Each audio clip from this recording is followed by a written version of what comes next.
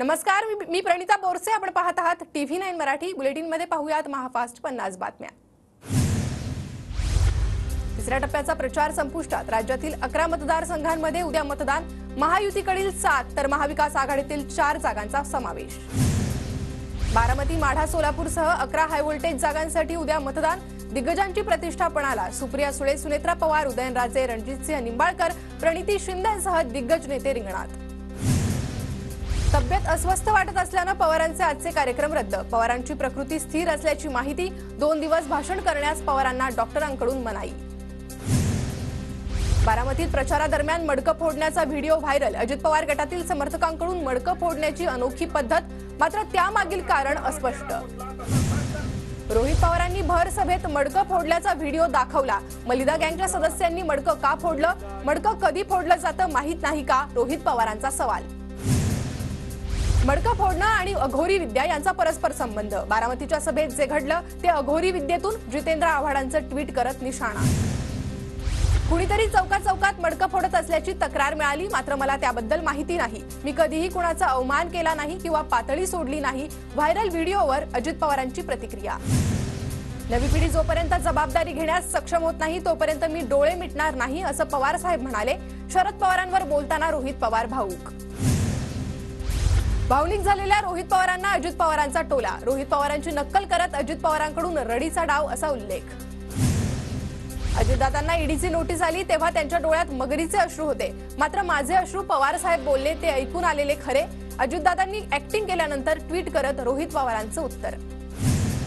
अमोल कोल्हेंचा दिवार चित्रपटातील डायलॉग बोलत सरकारवर निशाणा. निलेश लंकेंच्या प्रचारासाठी अहमदनगरमध्ये अमोल कोल्हेंची सभा. नाशिक लोकसभा मतदारसंघात ठाकरे गटाला धक्का. उमेदवारीवरून नाराज नेते. विजय करंजकर यांचा शिवसेनेच्या शिंदे गटात प्रवेश. अपक्ष अर्ज मागे घेऊन करंजकर गोडसेंना पाठिंबा देण्याची शक्यता. शांतिगिरी महाराज नाशिक मतदारसंघातून निवडणूक लढवण्यावर ठाम. गिरीश महाजन, दादा भुसे नाशिकमध्ये तळ ठोकून. नाशिक दिंडोरी मतदारसंघात अर्ज माघारीचा आज शेवटचा दिवस. दिंडोरी मतदारसंघातून माकपची उमेदवारी मागे. माकपचे जेपी गावित आणि आज दिंडोरीतून उमेदवारी अर्ज मागे घेणार. शरद पवार यांच्या शिष्टाईला यश. बीडमध्ये उद्या पंकजा मुंडेंच्या प्रचारासाठी मोदींची सभा. अंबाजोगाईमध्ये सभेची जय्यत तयारी सुरू. महायुतीचे उमेदवार श्रीरंग बारणेंच्या प्रचारार्थ देवेंद्र फडणवीसांची आज सभा. खारघरच्या रामशेठ ठाकूर स्कूलच्या मैदानावर सभेचं आयोजन. महाविकास आघाडीचे संभाजीनगरचे उमेदवार चंद्रकांत खैरेंच्या प्रचारासाठी आदित्य ठाकरे आज संभाजीनगरच्या दौऱ्यावर. खैरेंच्या प्रचारार्थ आदित्य ठाकरे 2 सभा घेणार. जळगावमध्ये भाजप प्रवेशाआधीच खडसेंकडून सून रक्षा खडसेंचा प्रचार सुरू. चोपडामध्ये भाजप पदाधिकाऱ्यांच्या भेटीगाठी तर भाजप प्रदेशाध्यक्षांच्या सूचनेनुसार दौरा करतोय खडसेंचं वक्तव्य. तटकरेंकडून निवडणुकीचा खर्च अद्याप सादर नाही. निवडणूक आयोगाची महायुतीचे उमेदवार सुनील तटकरेंना नोटीस. मावळमध्ये प्रचारासाठी आलेला गोविंदा पत्रकार परिषदेत श्रीरंग बारणेंचंच नाव विसरला. आमदार उमा खापरेंकडून गोविंदाला नाव घेण्याची आठवण. मोदींसाठी काम करण्याचा आम्हाला आनंद. येत्या 7 दिवसात महायुतीच्या नेत्यांचा सभांचा धडाका असणार. जळगावच्या महायुतीच्या उमेदवार स्मिता वाघ यांची माहिती. राजेंद्र गावित यांची नाराजी दूर. महायुतीचे उमेदवार हेमंत सावरांच्या प्रचारात राजेंद्र गावितांची हजेरी. पालघर लोकसभेसाठी उमेदवारी न मिळाल्यानं राजेंद्र गावित नाराज होते. बीडमधील 2 कोटींच्या चंदन जप्तीच्या प्रकरणातील बालाजी जाधव मुख्य आरोपी. बालाजी जाधव हा शरद पवार गटाचे नगरसेवक आणि बजरंग सोनावणे यांचा निकटवर्तीय. चंद्रपूरमध्ये आचारसंहिता उल्लंघन प्रकरणी तब्बल 1.25 महिन्यात कारवाई. बनावट व्हिडिओ फॉरवर्ड केल्याप्रकरणी युवक काँग्रेसच्या 2 पदाधिकाऱ्यांना अटक. भाजपच्या तक्रारीनंतर अमोल वानखेडे, अरुण गायकवाड यांना अटक. कोकण रेल्वेवर शुक्रवारी 2.5 तासांचा मेगा ब्लॉक. निवासर ते राजापूर रोड दरम्यान दुरुस्तीचं काम. 3 गाड्यांच्या वेळापत्रकात बदल तर काही गाड्या उशिराने धावणार. आयसीएससीचा 10वी आणि 12वीचा आज निकाल जाहीर होणार. सकाळी 11 वाजता अधिकृत वेबसाईटवर निकाल पाहता येणार. उष्णतेच्या लाटेमुळे धरणातील पाणी साठा कमी. राज्यातील सर्व धरणांमध्ये सरासरी 28.6% पाणी साठा. जलसंपदा खात्यात चिंतेचं वातावरण. मुंबईला पाणीपुरवठा करणाऱ्या 7 तलावांमध्ये यंदा फक्त 17% पाणीसाठा शिल्लक. गेल्या वर्षीच्या तुलनेत पाणीसाठा घटला.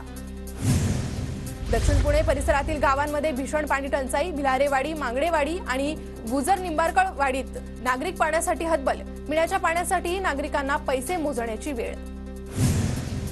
ऐन उन्हाळ्यात जुन्नरच्या खामुंडी ग्रामपंचायतीचा पिण्याच्या पाण्याचा प्लांट बंद. नागरिकांचे हाल. प्लांट लवकरात लवकर दुरुस्त करण्याची ग्रामस्थांची मागणी. परभणीत धरणातील पाणीसाठा चिंताजनक. येलदरी जलाशयात केवळ 30% पाणी. पावसाचं प्रमाणही कमी असल्यानं पाणी टंचाई. नागपुरात सलग तिसऱ्या दिवशी भूकंपाच्या धक्क्यांची नोंद. 3 दिवसांपासून उमरेड आणि आमगाव, देवळी, भिवगड भागात भूकंपाचे सौम्य धक्के. नागरिकांमध्ये चिंतेचं वातावरण.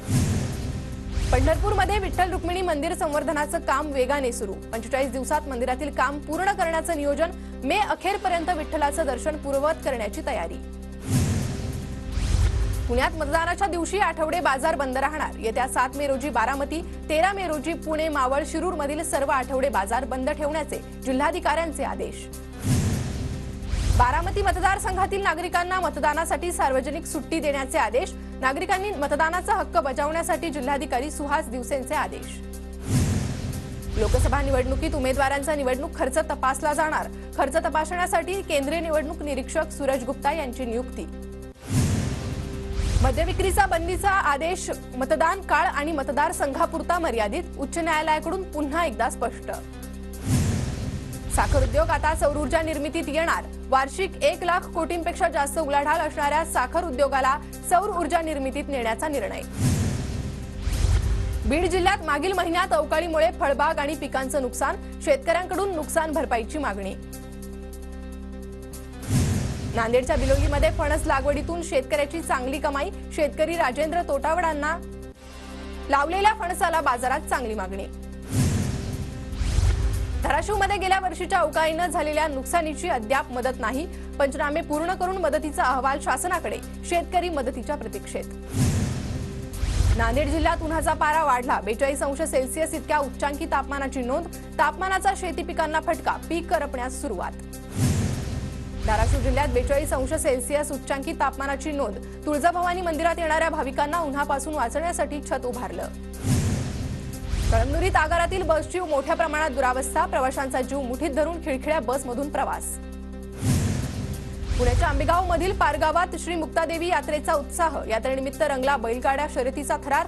भर उन्हातही बैलगाडा शर्यतीचा थरार पाहण्यासाठी बघ्यांची मोठी गर्दी. कोकण रेल्वे मार्गावरून पनवेल ते मडगाव आणि सावंतवाडी दरम्यान विशेष उन्हाळी रेल्वे गाड्या. आजपासून विशेष रेल्वे सेवा सुरू. भूमिगत गटारांची सफाई यंत्राद्वारेच सफाई करा. सफाई कामगारांच्या सुरक्षेसाठी नगरविकास विभागाच्या पुन्हा सूचना. साफसफाई करताना कामगारांचा मृत्यूंच्या घटनांमुळे आदेश. नवी मुंबईत 535 इमारती महापालिकेकडून धोकादायक म्हणून जाहीर. 50,000 नवी मुंबईकरांचा जीव टांगणीला. रशियाकडून भारतासाठी सूर्यफुलाच्या निर्यातीत 0% शुल्क. भारतात सूर्यफूल तेल स्वस्त होण्याची शक्यता. छत्तीसगडमध्ये दंतेवाडामध्ये 35 नक्षलवाद्यांचं आत्मसमर्पण. यापैकी 3 लाखांचं बक्षीस होतं.